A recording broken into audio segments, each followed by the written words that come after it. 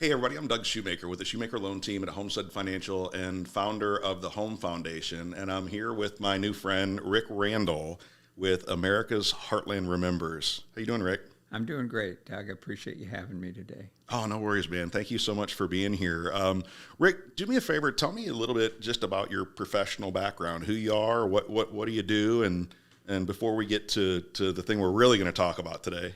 Well, I'm old. I'm 75, so you don't want to hear about my entire background. But I was a tennis professional till I was 40, and then I got into the real estate business and with a great company called Pace Properties in St. Louis, and we actually did a lot of work over here in the O'Fallon area. We built shopping centers for about 20 years while shopping centers were still popular, and the company has grown, and it's a big company now. I'm just retired a few years ago, so still stay in touch with that business, though, doing a little consulting. So commercial real estate development was my main business, but tended to over towards the veteran stuff, because I wasn't a veteran myself, but had a lot of family members who were veterans, and I just always had a yearning to know more about it and to try and understand it. So, well, everybody, you guys saw a while back, I interviewed what's one of my really good friends now. His name's Jeff Hastings with the Flagman's Mission Continues. And, Jeff had taught me a long time ago, for you guys that haven't seen, when you go by a cemetery and there's a funeral for one of our local heroes, or I think he's got a 400-mile radius now that they actually serve. But when you drive by and you see the flags that are out at that funeral, I always thought that the city did it, or maybe the Rotary Club or something like that. And I'm listening to the radio one day, and I hear that there's this guy, just a guy and his team of volunteers that they will go out and they'll put up sometimes as many as 1,000 or more flags, and it's, again, all done with volunteers. After getting to know Jeff for a while, he had kind of given me the idea of going to that cemetery if you were the family of that fallen hero, and being there with nothing to honor them other than what the family brought versus what it looks like when there's 600, 800, 1,000 flags out there, and just the difference that it makes. And Jeff had said that, those flags, they don't just fly for that hero that day. They fly for anyone they've ever flown for. It made such a huge impact on my life. And after getting to know Jeff for a while, he started talking to me about you. And he had told me about this amazing thing that you guys do called Flags of Valor. And man, we'll put some images up so you can see them. Holy cow, is this just a beautiful sight. Rick, could you tell me just a little bit about how did you guys start your charity? What's your role with the charity, and what all do you guys do? Well, of course, 9/11 hit us all really hard, and it caused my wife and I to kind of reevaluate and think a lot and talk a lot about, how come we get to be safe here in the United States? How come we're not worried every day, And as you know, it's because there's guys out there that you don't even hear, you don't even know, but they're making sure that we are safe. So I had a little bit of a talent for putting picture boards together, larger picture boards for my for family funerals and friends' funerals, so I just kind of knew how to do that, and I thought, well, maybe I can do that. Maybe I can employ that skill and help some of these families who lose the kids overseas. And so I started calling pastors and so forth, and the very first job I did, family wanted me to do that. I ran into Larry Eckhart, and he was putting up about 500 flags at the funeral, and I had come up with my picture boards, and so the two of us ended up meeting with each other in small towns throughout the Midwest, and I'd be doing the picture boards, and Larry would be putting up the flags, and he actually became my best friend. He was just an amazing man, and so then comes the 10th year anniversary of 9/11, my wife and I had seen a display that the Young Republicans Club at Pepperdine University had done out on a beautiful hill overlooking the Pacific at Pepperdine University, and they'd put up 3,000 flags for all the victims and the heroes of 9/11 that died that day. And so we thought, well, I wonder if we could ever do that in St. Louis, and we immediately thought of Art Hill in Forest Park. And so we put a band of friends and family together, and we Pace Properties and Guarantee Electric and some other folks sponsored it because it was a little bit expensive. It was probably about $100,000 that first year, and we did it, and we had no idea what we were doing. We did put them up with some precision because Stock and Associates, a wonderful company there in St. Louis, helped us lay the hill out for the 3,000 flags. So it was very successful. We saved about 1,000 of those 3,000 flags. The others we took donations for. We saved them for Larry, and I was lucky enough to be able to drive them up to Little York, Illinois in a big U-Haul truck and donate them to Larry. And at that time, he probably had gotten to about 1,000 flags, but now all of a sudden the man had 2,000 flags. And he was, most people say, what am I going to do with 2,000 flags? Well, Larry didn't say that. He said, we're going to employ him. So he did. There was a young man, Zach Reef, after that event in November, the event 10-year anniversary, 9/11, we put up the flags. And in November, a young man was killed, Zach Reef from Preston, Iowa. And so I did the picture boards, and I went up there, and Larry had the 2,000 flags. And so we were able to get the 2,000 flags up on this long dirt country road from the leading to the cemetery. And it was a hilly road, so the flags could be seen for a long distance. And it was just an amazing experience that day. And as I was coming home, and I forgot to mention, I brought a good friend of mine, Tom Rollins, who was a Marine and in Vietnam, and a photographer, and he came up and he did the photography for it, and did some beautiful work up there in Preston, Iowa. But as I was coming back, there was a flag I just happened to notice that I knew was from Art Hill because we had these certain markings on them, and I just stopped the car and wanted to see who it was. And it was a fireman. It was a fireman from New York. And I thought, well, I don't know how a fireman got here because everybody, when we took donations, everybody wanted a fireman. So we thought we had donated. So somehow he made it into Larry's collection. His name was Michael Weinberg. Didn't know anything about Michael, but I ended up taking that flag and giving it to the family. And to make a very long story short, that flag connected a family in New York, Michael Weinberg's family, with Zach Reef's family, and they became close, and we ended up writing a book about it called Under One Flag. It was just an amazing experience. Both Zach Reef from a small town in Preston, Iowa, and Michael Weinberg from New York, a fireman who died in 9/11, both made of the exact same material, both just complete, in awe of both the men.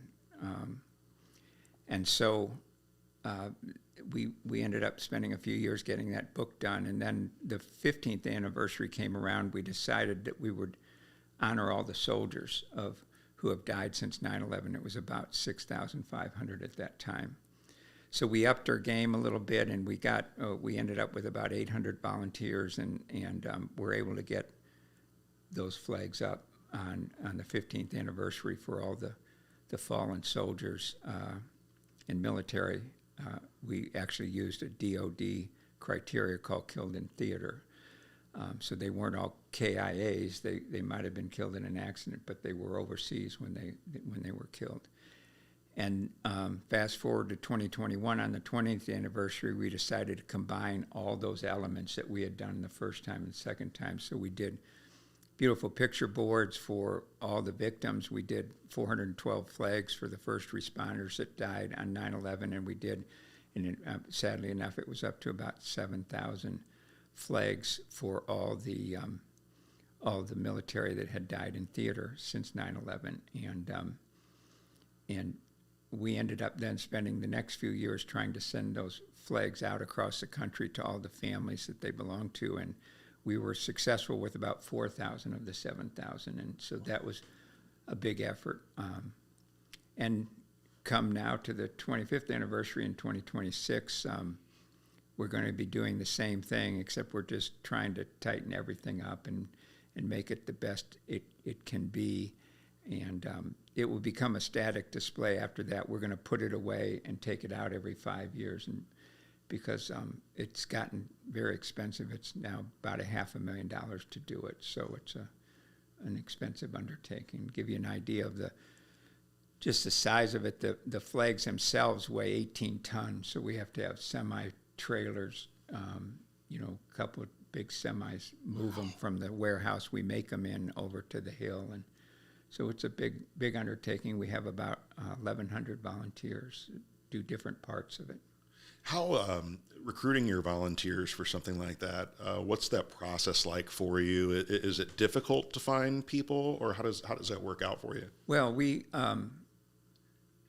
family and friends the first time we did it, and because it was well received in the community, we had no trouble getting volunteers, and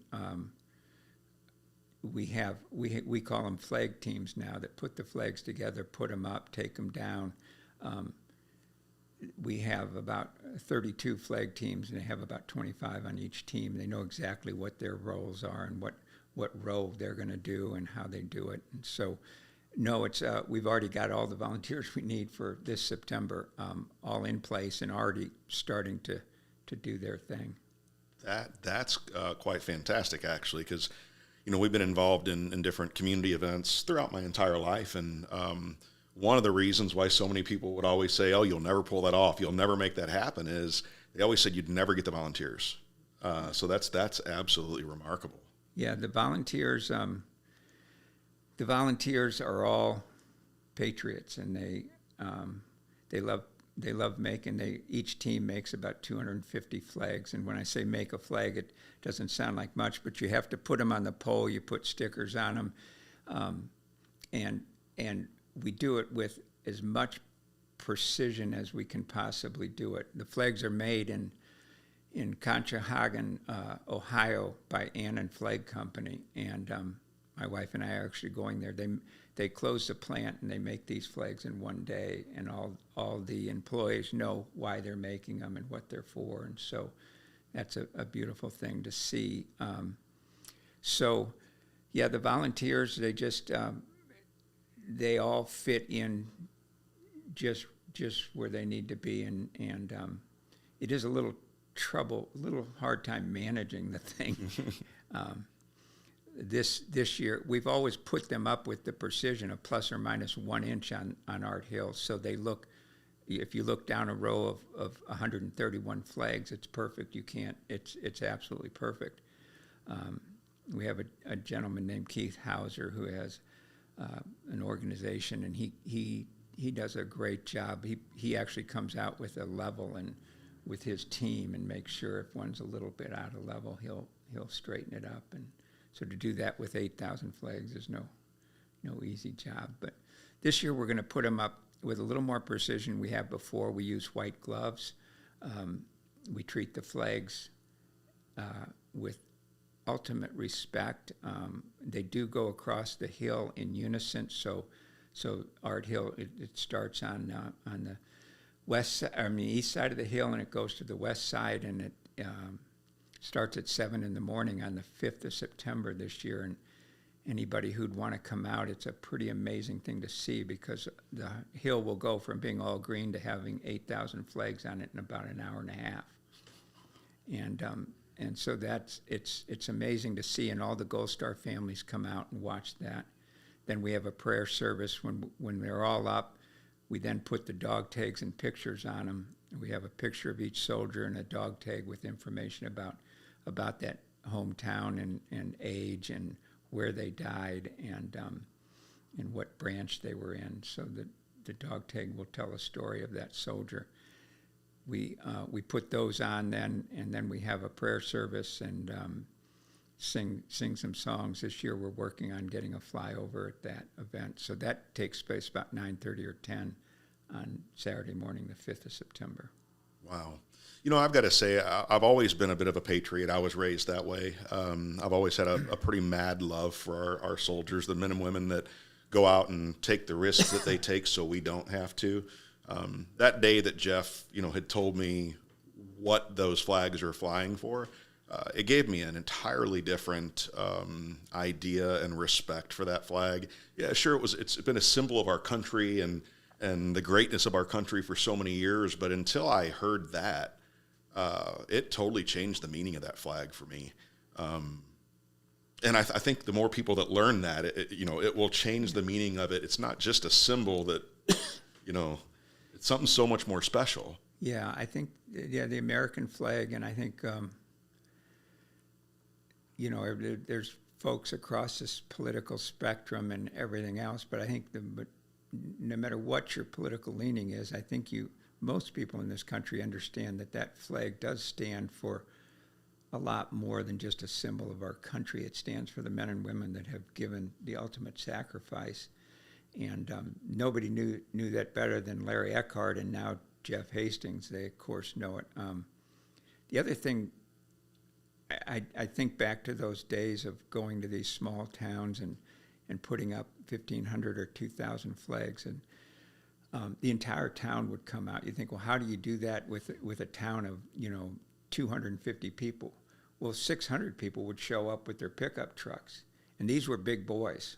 They had no trouble putting these flags in hard, parched ground. They used sledgehammers to get the hole correct, and but it gave them a feeling of, they all want to do something. They all knew the family. They knew of the soldier who died, and to put their hands on a steel pole and with an American flag on it and get it in the ground, I could just tell it made a big difference to the local population as well as then to the family who could see. And I mean, honestly, I dropped to my knees sometimes when Larry was all done with what he did and he told his last funny joke. I would just stand and look at these roads and it just go, there's just no way. No way. Yeah. Well, you mentioning, I've not been out to your event. I've seen pictures online and everything, but mentioning the dog tags and the pictures, I've been so moved at every flag mission I've gone on with Jeff and his team without that piece of it. I can't imagine how you guys hold it all together with that little extra element. Right. Oh my gosh. And the families of each flag represents not just a hero, it represents an entire family, an entire community. So each flag of the 8,000 is got a lot behind it. And one thing that we didn't understand, we went with the dog tags. A young man named Pat Willett at my company said, because we were just going to put the information on the back of the picture, and he said, why don't we try and do dog tags? I said, how do we do that? We found a great company in New York that helped us figure out how to do that. But we put the dog tags on there, and the entire hill sings because the dog tags clank against the metal poles. And the Gold Star families are in love with that sound. If you go, anybody who goes in 26 in September, second week of September, you'll hear this sound long before you even get to the hill. If you're walking up from parking or something, you'll hear this sound, and it's just a beautiful sound. We had no idea that it was going to make that sound, but it does. So I bet to those who know, not even seeing the flags yet, but as you approach and you hear that sound, I bet it just gives you chills. It does, and you kind of come over top of the hill and look down.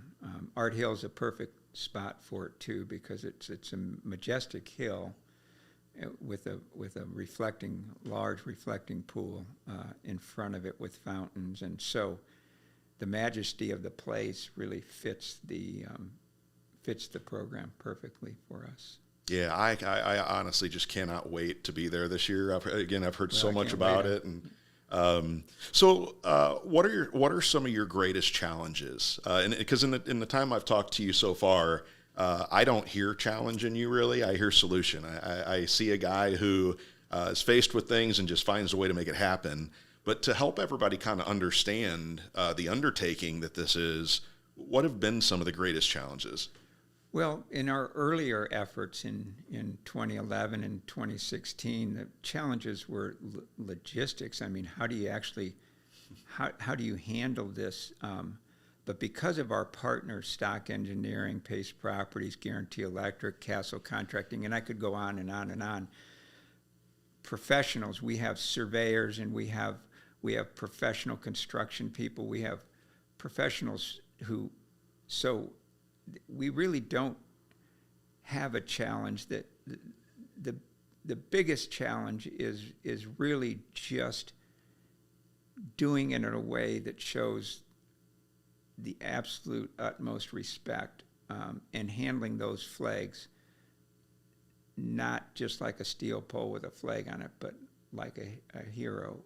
And so I would say the challenges is just the quantity, and I mean, I do have to be on the phone and working on it every day for 2 or 3 hours and just dealing with different things and but the team I have, the people behind it, the patriots that have bought into this program. So every 5 years in St. Louis, I may not be around, but I think it'll go on and on and on. I don't think it'll ever stop.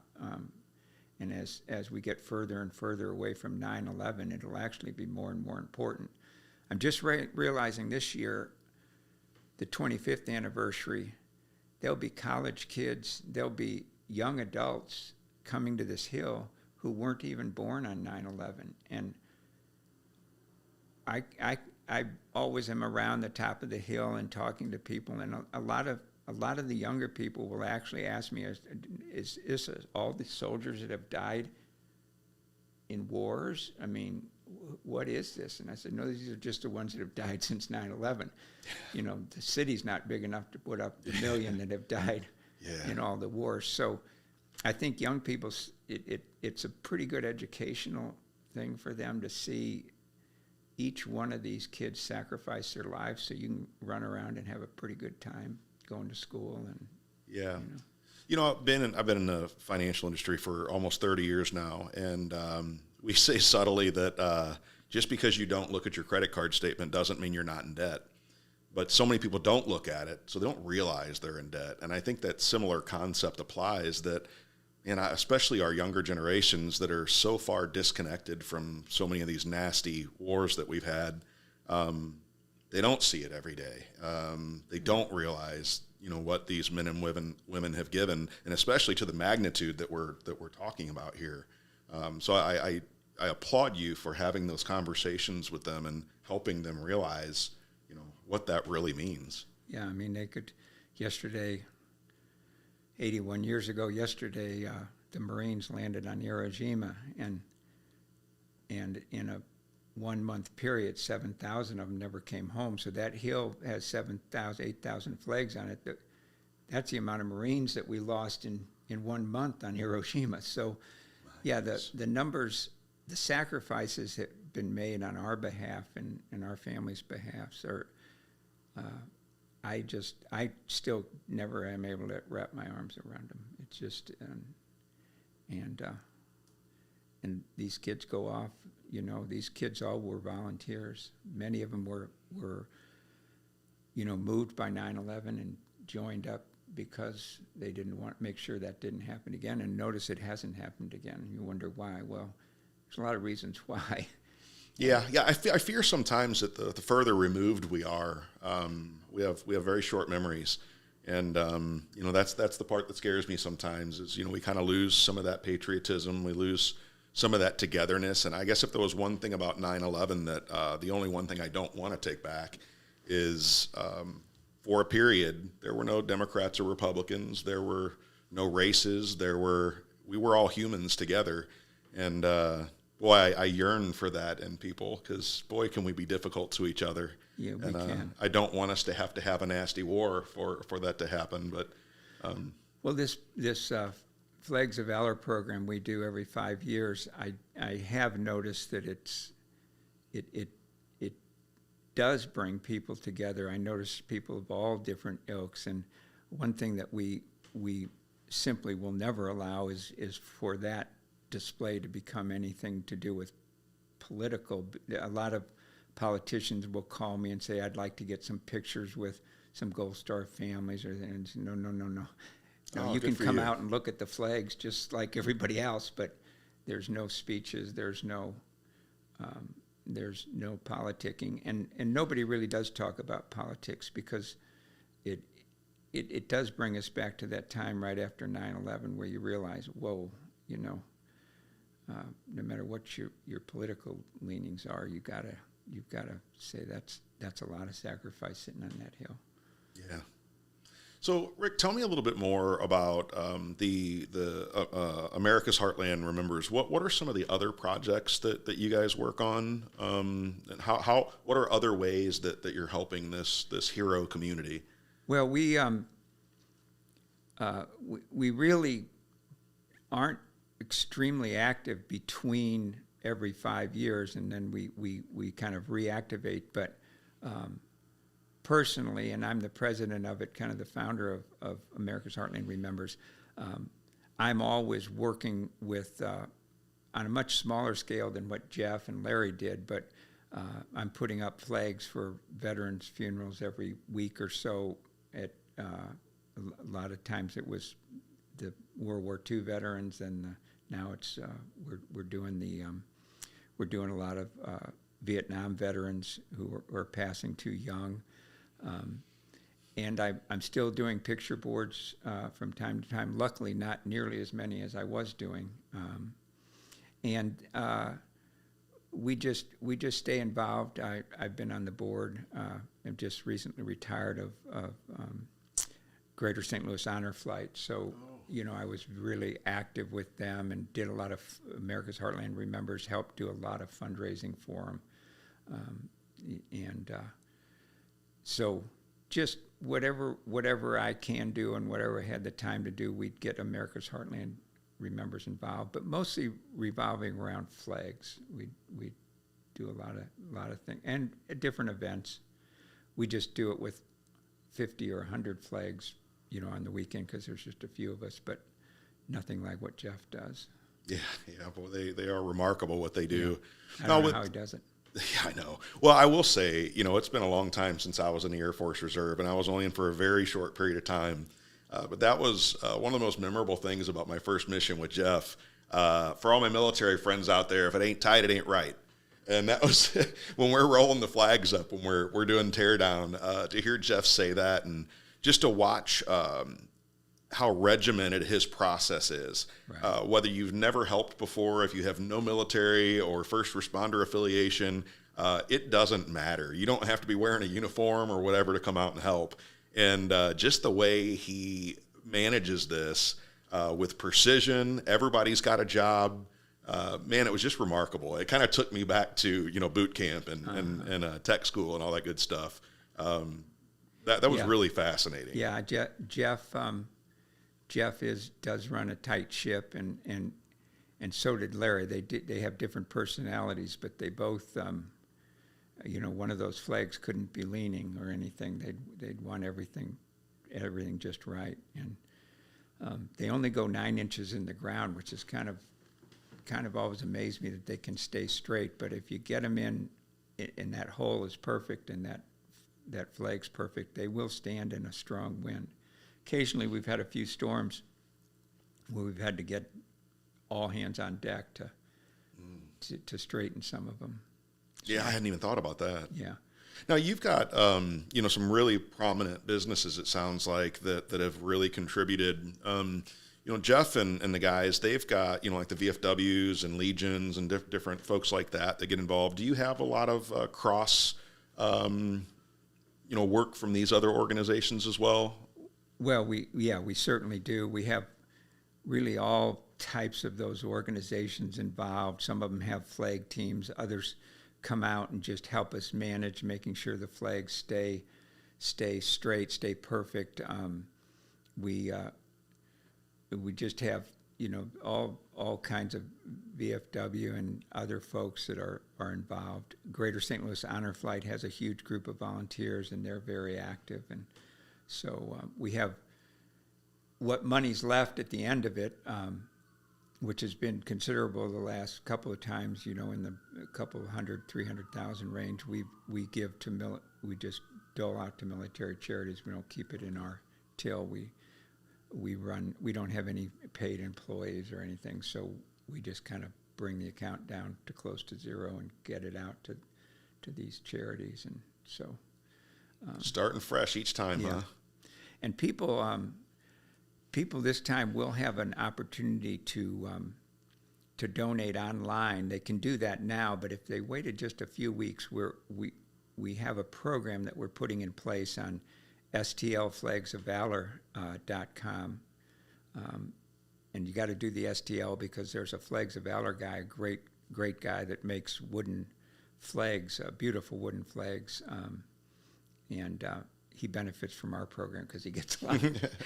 But it's stlflagsofvalor.com. We're going to have a program where you can donate $50, and you will be given a flag number and a hero's name, and you can go. You will be the sponsor of that flag. Now, you don't get to keep that flag because we're going to keep them and keep putting them up every 5 years from now on. But I think what I'm hoping is the whole community will get behind that, and they'll take the opportunity to learn a little bit about their hero that they were assigned. And it might be number 232, and you just go to that flag. It's easy to find and find out who he or she was, and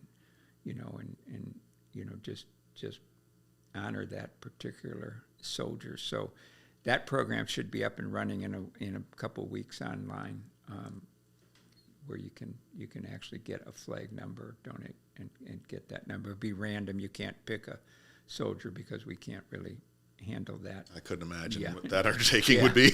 Well, you could. Yeah, there'd be 5 people that will want the same guy, and how do you decide? Yeah.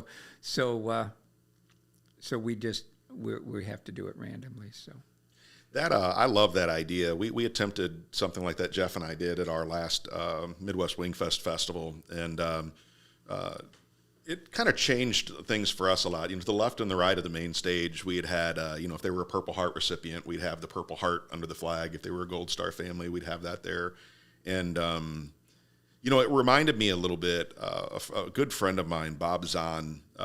He was a helicopter pilot in Vietnam. And a number of years ago, I went out to the Vietnam Memorial with him. And it really yanked on my soul the number of these families or gentlemen that were coming out to find, for Bob, it was finding some of his brothers that he lost in Vietnam on the wall, and wow.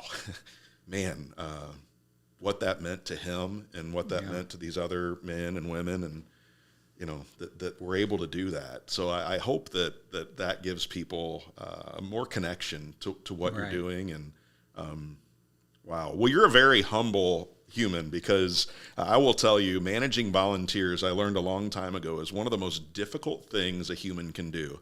Now look, they volunteered to come out and give you their time, which is the most precious asset they have. But if they're not doing all the right stuff, you can't fire them, but they can sure tell you they're done real quick and easy. And again, what an incredible undertaking. Yeah, I think our 1,100 volunteers. By the way, when I talk about volunteers, I forgot to mention the city of Manchester, Missouri, a western suburb of St. Louis. They are a big part of our volunteer program. They pair these dog tags and pictures together, and you would think that wouldn't be too hard. Well, doing that 8,000 of anything is hard, but it's particularly hard when you have zero tolerance. You can't have the wrong dog tag with the wrong picture. Gosh. That wouldn't work. There's no possible way that can happen. So they have a beautiful room they set up, and they have these wonderful volunteers, and they'll read the name, and they'll pair it, and then there's a double check and a triple check, and then they put the band on it that we hang them from the flag, and then they put them in pairs of 10, exact 10, so that the volunteers who are putting them on the flags, everything's totally organized. It's a beautiful thing to see. They're mostly seniors, mostly retired folks, and the way they treat each one is just really cool to see. So as far as managing the volunteers, it's a lot because there's just so many of them, but the team behind me and the fact that they're all patriots and they all have tremendous respect for what we're doing makes it a lot easier. Nobody's going to fall down on the job, basically. They're going to do it exactly right. Yeah. Talk to me a little bit about that attention to detail. And I guess the reason why I ask this is because I know a lot of the people that are going to watch this, I don't mean to pick on our younger generation all the time, but they really weren't taught that. When you're in the military, one of the first things I learned was, when that manual says to turn that screw, 3 1/18 of a whatever, well, that's because if that one screw comes loose, that plane that could save thousands of lives might not. So, obviously honoring the fallen, but can you tell me just a little bit more about why that attention to detail is so important? Well,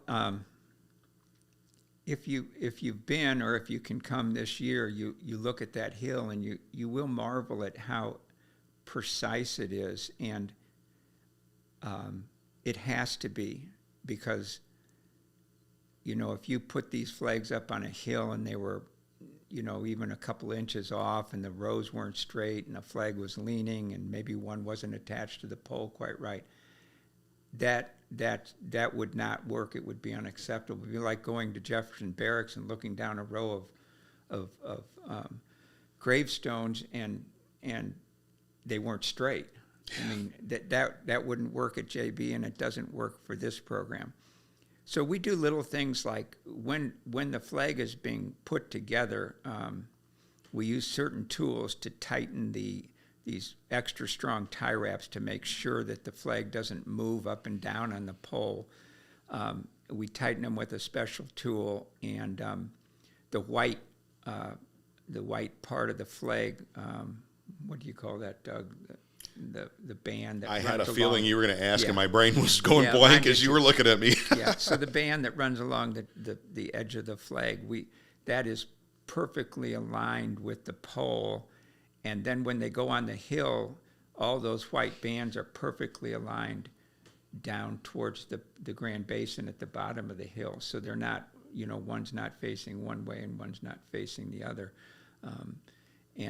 And the flags are all put in, we make a 9-inch hole, and then we get the flag through strength and volunteers. We get another 2 inches, so we're in 11 inches. There's a mark on that flag. So you go to that mark, and so all the flags are exactly the same height. There's not some that were in the ground a little deeper than others. And then putting the dog tags on them, as the teams do that, they'll open envelopes with 10, and the hill reads from the first soldier that died after 9/11 to the last one that died. It reads like a book, from left to right, from the top row and on down. So when you get to the first row, I think is 83 flags, and 84 starts back over here. So, but when those volunteers put those on, they do put on white gloves. They do read the name out loud as they put it on the flag. This year we will have active duty military in uniform that will salute as that dog tag goes on. Then they'll go to the next one and do the same process over and over again. The shorter rows at the top of the hill, because the hill doesn't have the same width at the top it does at the bottom. So when we get halfway down the hill, we go to 131 are the bottom 30 rows. We have 60 rows of flags, and the bottom 30 rows are 131 each. And so everybody knows exactly what they're doing. They know why they're doing it, and you can tell that when you see them. And actually, if you come that morning, you'll see a lot of the volunteers with the white gloves. You will see a lot of tears. They're not doing this, as quick as they can to get out of there. They're reading each name. And I think if there's something I've learned in life, there's nothing bigger than the little things, man. Yeah. Make your bed. Make your bed. Well, what they teach us, you weren't boot camp, but that was funny. It reminded me when you were talking about the flags, because I always say there's a why behind every what, and when you first get to boot camp and you're learning to make your bed, and they show that in all the movies. One thing they don't show is aligning all those beds so they're perfectly aligned, like what you're talking about with the flags. And we'd go as far as to come up with some string somehow, and we'd tie string to the end of one bed and all the way to the end of the other, and that's how we get them perfectly straight. And it's interesting that at first you don't know why those beds being straight is so important. At first you don't realize, a lot of people don't realize this, but when you're issued your BDUs, your uniforms, you would spend so much time with fingernail clippers. Any little string that might have been hanging anywhere, from a button, from a seam, everything had to be absolutely perfect. We used to, the things that we would come up with to make our creases cut glass or our boots look like mirrors. And again, in the very beginning, you didn't realize why any of this mattered. But, it all came down to precision, attention to detail, and the fact that there's nothing bigger than little things. Every little tiny detail truly matters. It does. It doesn't. Why does it matter? I've not been in the military, and I'm not sure why it matters. It just, when you see it done that way, you understand that it's talking to a bigger thing than the straight row. It's talking to respect and honor and gratitude. Yeah. Rick, what's one thing that you are very passionate about being true 5 years from today that's not true now about Flags of Valor or your charity as a whole? Well, one thing I appreciate between 2021 and 2026 is the fact that we didn't have to put up that many more flags than we put up in 21. The difference between 2016 and 2021 was staggering. And the difference between 21 and 26, and I know we're not there yet, so I'm hoping the numbers don't go up by one. But I think we've added 26 flags, which is way too many. But I'm hoping that between 26 and 31 that we won't add one. Amen. So. Yeah, that's hard to say much more than that, isn't it? Yeah, and in 2021, we thought we were done, and we had everything ready to go, and mid-August, just a few weeks prior to the event, we lost 13 Marines as we pulled out of Afghanistan. And so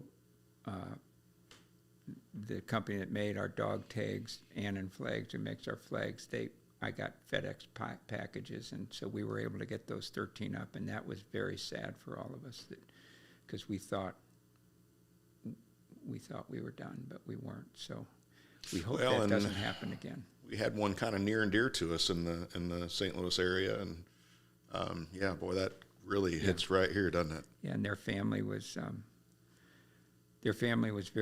out there every day. His family was there every day, and they continue to be a big force in St. Louis now for military causes, and have a charity now. And Yeah, I met his Jared mom. Schmidt was his Yeah, name. Jessica, I think, is his mom. She's Yes, a wonderful, wonderful human being. Her insurance business partner is one of my really good friends here locally, and he was able to introduce me to her. And my God, after what they've gone through, man, she's always just got this beautiful smile and this just glow about her. And again, after what they've gone through, man. Yeah, I think I've gotten to know so many Gold Star families, and I wonder how they can carry on and be as positive and in talking to them, it's always pretty much the same thing, that their hero, their son, their daughter, would have wanted them to stay positive and to make a positive difference in the world and not to retreat in. So yeah, the Gold Star families are amazing people, very strong people, very strong. Yeah. For anybody who doesn't know, a Gold Star family is a family of one of our sons or daughters that was lost in service. Through one of the other charities we support, Blue Skies Warrior Weekend in Ohio. And I've got to tell you, if you've never had a chance to go out and volunteer for organizations that serve these families, gosh, please do. In our daily lives, the trials that we think we go through, the difficulties that we think we have, sometimes, I call myself a thumbsucker because, the stuff that I'm whining about, once I got involved with that organization, I got to start going out every year and meeting some of these Gold Star families or Purple Heart recipients who are, men or women who were combat wounded. Boy, it sure makes our troubles almost melt away, doesn't it? It sure does. It just makes you want to love on these people more and more. Rick, to that note, it sounds like from a volunteer standpoint, you guys do really, really well. What are some things, especially on this side of the Mississippi Ocean, I call it, what are some things that the community, that people that maybe might not be military or first responders, but they are growing in their patriotism or they're growing in their love for these people, what are some things that they can do to help you guys? Well, I think that they can certainly, we talked earlier, they could certainly in a few weeks, maybe call it March 15th to be safe. They can get it STL, flagsofvalor.com, and they can sponsor a flag and just get to know that hero, understand who he or she was. And that would be number one. Being there from 7 to 10 on Saturday morning the 5th, I would love to see as many people as we could get there. Most of the Gold Star families will be there then. I think if they see large crowds, that they'll appreciate the fact that their son, their daughter has not been forgotten. People do remember and do appreciate and are grateful for the tremendous sacrifices made. And I think anybody that comes out on Saturday morning the 5th will be very pleased they did, because it's quite a thing to see. And it doesn't take that long, and then we'll have the little 45-minute service after the flags are all up. And they might be able to talk to some Gold Star families and thank them and just get to know who some of them are, because they'll be there. We have a Gold Star tent where those families will be coming in and out of, and many of them, some of them want to be anonymous, but many of them will have their Gold Star badge on, and so those are the ones that do want to talk about their kids. At every time we make these flags, we have, I think, about 25 sessions where we're putting flags together. Our Gold Star family, and before we start putting the flags together, comes and tells us about their hero, and it's an amazing time for that flag team to be able to hear. So, coming out, sponsoring a flag, coming out. And if you can't come out on the Saturday morning, the 5th, come out sometime during that week. They'll be up through Sunday, the 13th. And we'll be taking them down early Monday morning. Well, I can promise you my family and I will be there. Just again, Jeff means a lot to us. And so just him suggesting it, means a lot. Meeting you, getting to know you, I'm honored. I'm always blown away by anybody who gives their time, their heart, and their soul to causes like this, but especially somebody who doesn't have a military background. You could be doing a lot of things with your time. You could be doing a lot of things with your money, and you choose to do this. And I just want to thank you from the bottom of my heart. Well, I want to thank you, Doug, for all you do too. And as you know, it's pretty easy stuff to do. I mean, it may be kind of hard to do it, but it's pretty easy work when you think about what they did on the beaches of Hiroshima and the deserts of Afghanistan. And yeah, we're not dodging bullets, are we? No, we're just trying to herd a bunch of volunteers and see what we can get done. So. Yeah, and that was when we were putting together the Home Foundation. That was the thing that was really, originally with Midwest Wing Fest, we mainly sponsored Purple Heart recipients and Gold Star families, but out at Blue Skies, they started honoring some of our Blue Shield families and the families of our fallen firefighters. And that's where it just really hit me. These are the men and women that are running to the fires. They're running to the bullets while we're safe in our beds, whining about whatever didn't go perfect that day.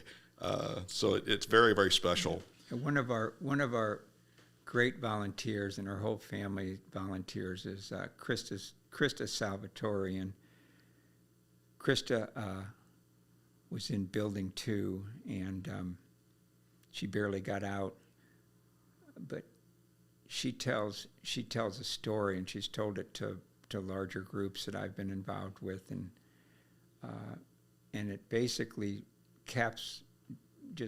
encapsulates what these men and women are all about. She talks about going down those stairs, crying, screaming, tears in their eyes, people panicked, and these men and women coming up the stairs, strong, determined, no fear, just trying to save lives.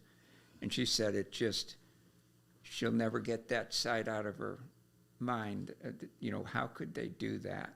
And that's what these young men and women, that's what they do. Firefighters, policemen, military, that's what they do. Yeah.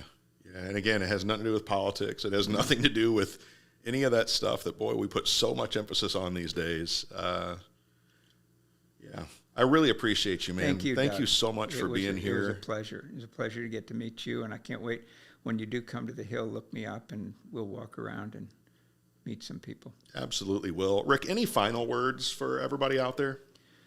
No, just it would be